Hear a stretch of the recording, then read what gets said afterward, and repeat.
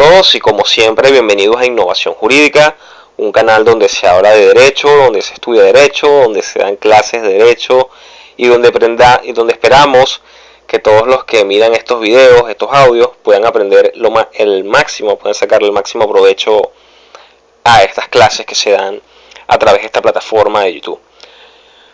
Bien, el día de hoy vamos a hablar sobre el Estado de Derecho.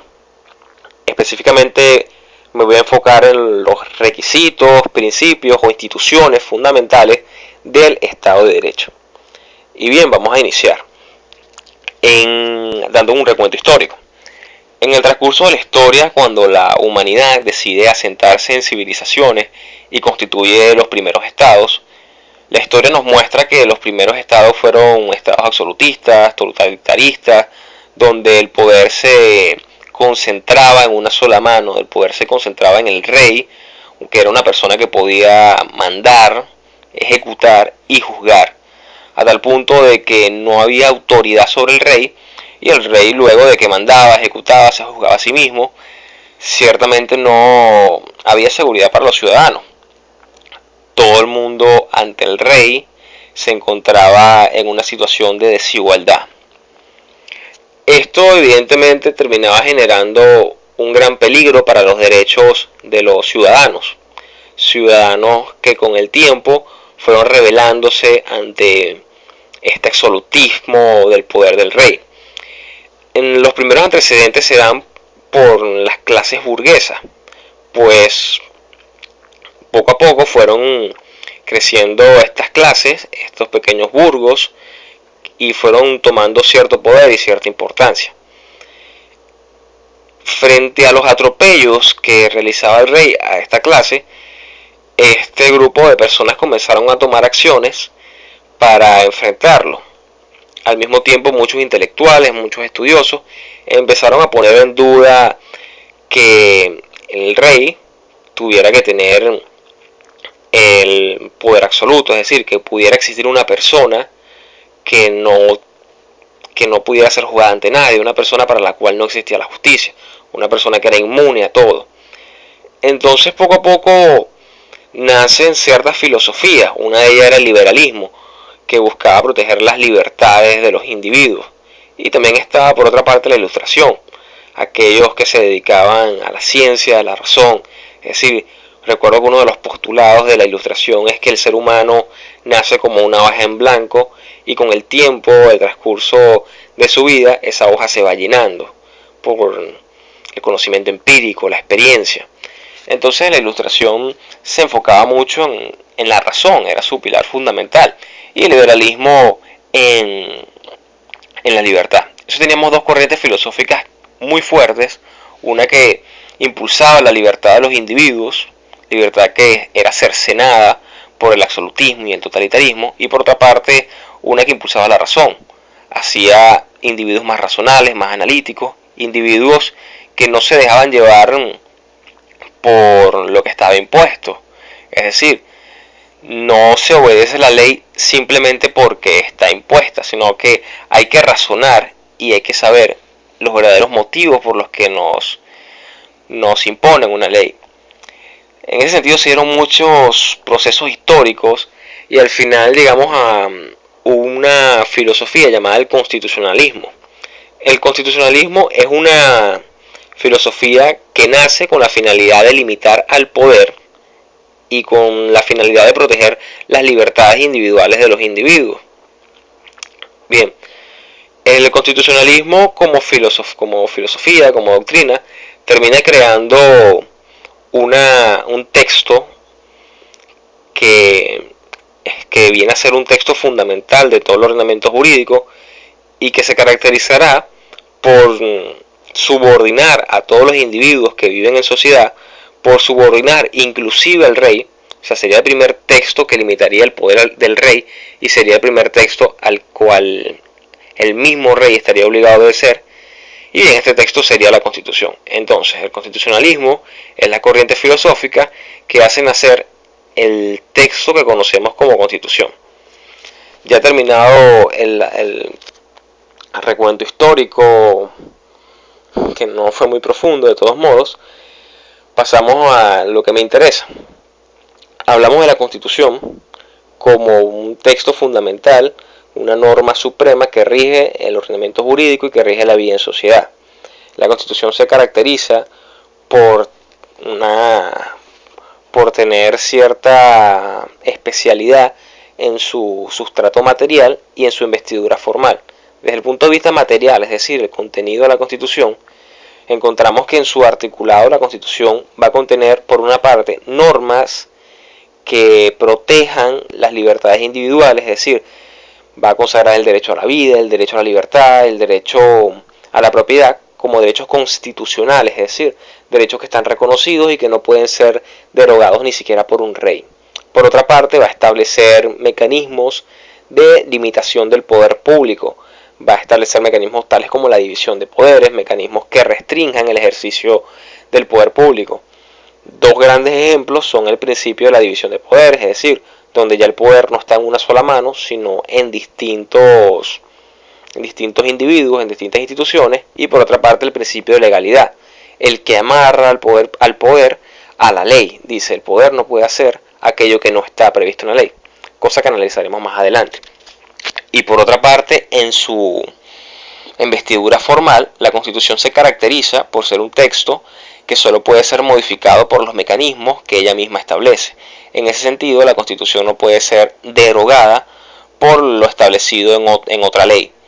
Es así como si se tiene la Constitución y luego se crea una ley con la finalidad de derogarla, esta ley no puede establecer mecanismos para derogar la Constitución, pues la Constitución se deroga por los mecanismos que ella misma en su contenido ha establecido para derogarla, modificarla y reformarla.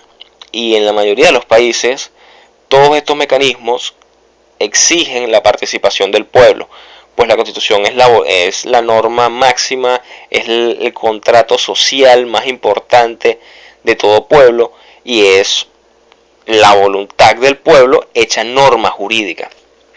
Bien, la Constitución viene a ser entonces la primera creación del constitucionalismo y es ese texto el que sienta las bases para la última obra del constitucionalismo, el cual es el Estado de Derecho.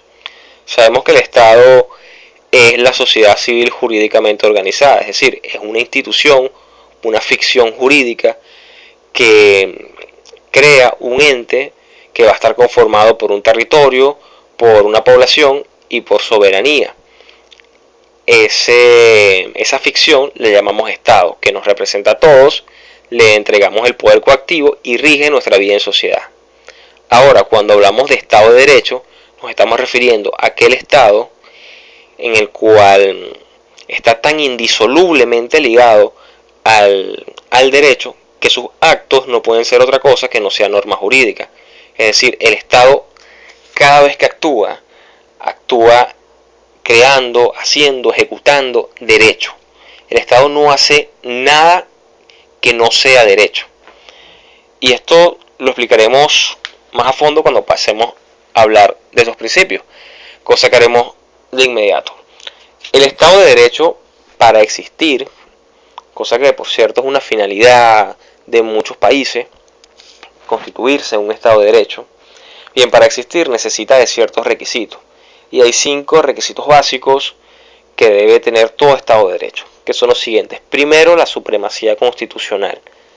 El Estado de Derecho se caracteriza porque la Constitución es la norma suprema de su ordenamiento jurídico, a las cuales están subordinadas todas las personas, todas las leyes y todos los poderes públicos. Por eso que se dice que la Constitución es la ley de las leyes.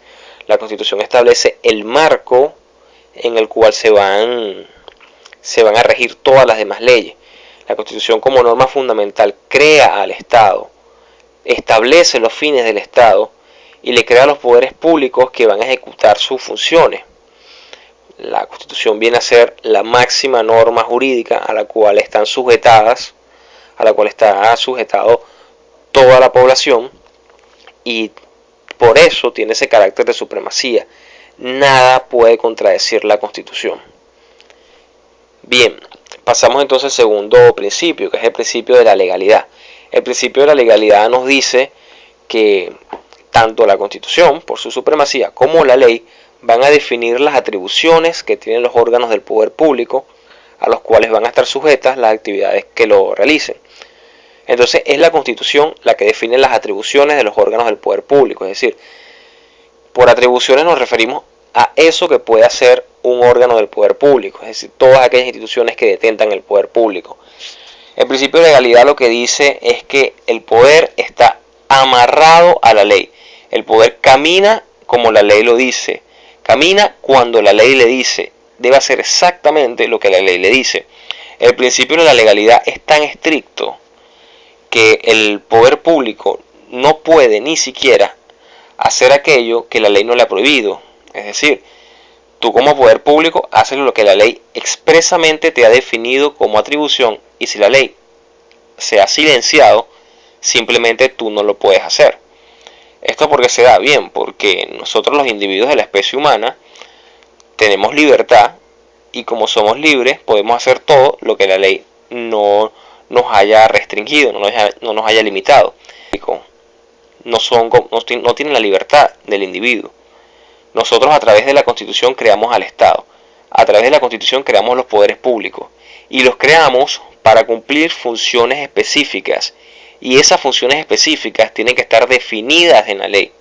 Entonces, ese poder público no nace con libertad, nace amarrado a la legalidad y siempre debe cumplir las funciones que la ley le ha atribuido. Listo. Entonces pasamos al próximo principio, que es el principio de la división de poderes.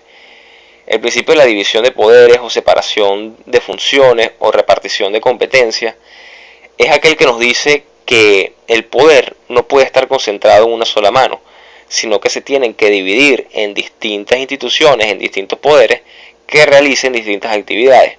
Como vimos en el principio de la historia, el poder se concentraba en una sola mano, y ese individuo que legislaba, ejecutaba y se juzgaba a sí mismo y a los demás, terminaba teniendo un poder absoluto y era incontrolable.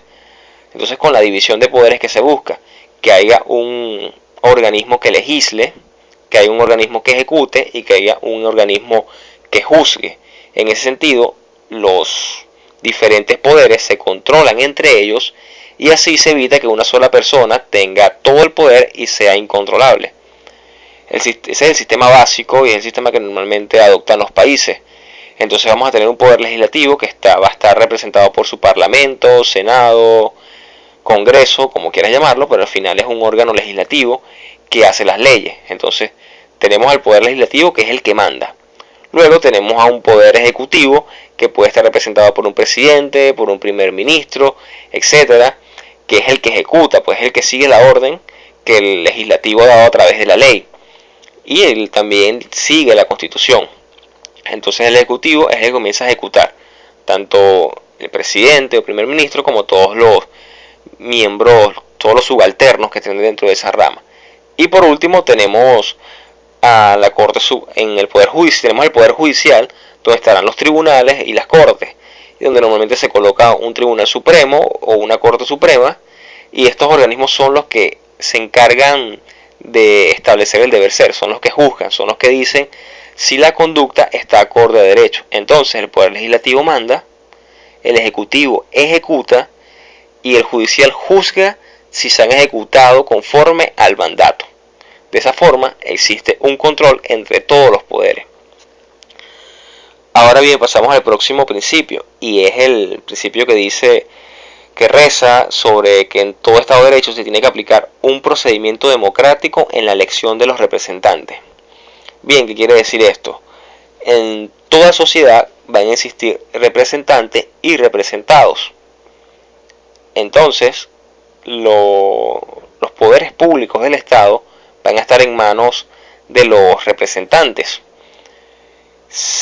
Lo que se busca en este sistema es que esos representantes hayan sido electos por la mayoría de los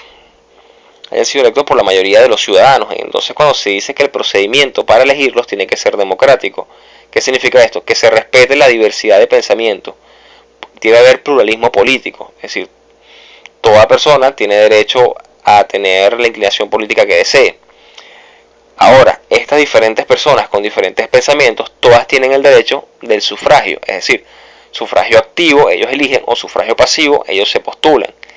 Y el segundo, luego de que se hace todo el procedimiento de postulación y ejercicio de sufragio, se tiene que escoger como representante a aquel que haya sido elegido por la mayoría. Entonces, ese sería un procedimiento democrático a la hora de elegir los representantes del Estado de Derecho. Y por último, pasamos al principio del control de la constitucionalidad por un órgano autónomo, un órgano independiente. ¿Qué significa esto? El control de la constitucionalidad se refiere a que exista un organismo que controle, proteja y aplique la Constitución. Alguien que tiene que controlar la interpretación y aplicación de la Constitución, tiene que proteger la normativa constitucional, estableciendo inclusive que en el caso de que una normativa constitucional se encuentre en choque o contradicción con una normativa legal, es la normativa constitucional la que tiene que prevalecer. El control de la constitucionalidad tiene dos sistemas, el cual es el sistema concentrado, en el cual es un solo organismo el que se encarga de realizar esta protección, es un solo organismo el que se encarga de interpretar la Constitución y el que se encarga de proteger su aplicación, y el sistema difuso. El sistema difuso se refiere a que existan varios organismos dentro del Poder Judicial que puedan proteger la aplicación de la Constitución cuando ésta colide con las leyes. En Venezuela, por cierto, existe un sistema mixto, donde todos los jueces son jueces constitucionales en los límites de su materia, pero la Sala Constitucional del Tribunal Supremo de Justicia tiene cierta supremacía y tiene ciertas características especiales. Bien, entonces ahí tenemos los 5 requisitos del Estado de Derecho: supremacía constitucional, principio de legalidad, principio de separación de poderes, procedimiento democrático en la elección de los representantes y control de la constitucionalidad por un organismo autónomo. Con esos 5 requisitos ya estaríamos hablando de un Estado de Derecho. Aún así, agrego que hay ciertos autores que le agregan más requisitos, como es el caso de el respeto a los derechos humanos, requisito esencial si queremos hablar de un Estado de Derecho, pero que puede estar implícito en otras concepciones, como dentro de la supremacía constitucional, donde es lógico que la Constitución debería establecer derechos humanos, porque bueno, la Constitución por su propia naturaleza establece los derechos humanos de primera generación, pero por la evolución de los derechos humanos ya lo debería establecer todos. Otro principio que es muy importante, que también agregan, es la institucionalidad, es decir, que exista instituciones y que todos los actos del Estado sean en virtud de la institucionalidad, es decir, que gobiernen las instituciones, no los personajes. Cuando se realiza una actividad estatal, no está actuando la persona, está actuando la institución. Por ejemplo, si actúa el presidente, se debe entender que está actuando la presidencia de la República, está actuando el presidente, no está actuando el hombre que detenta el cargo con nombre y apellido, lo mismo con los gobernadores. Otro requisito que también hablan es la responsabilidad patrimonial de la administración.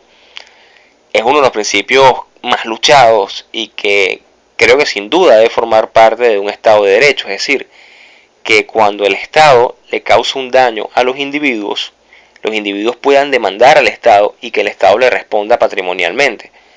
Y esto puede darse desde el acto más sencillo, es decir, tú vas en la calle con tu carro y por los huecos que hay en la vía se te daña el carro, puedes demandar al Estado, pues es justamente obligación del Estado que las calles no tengan huecos, que las calles estén asfaltadas, pues tú le pagas para que te haga ese servicio público.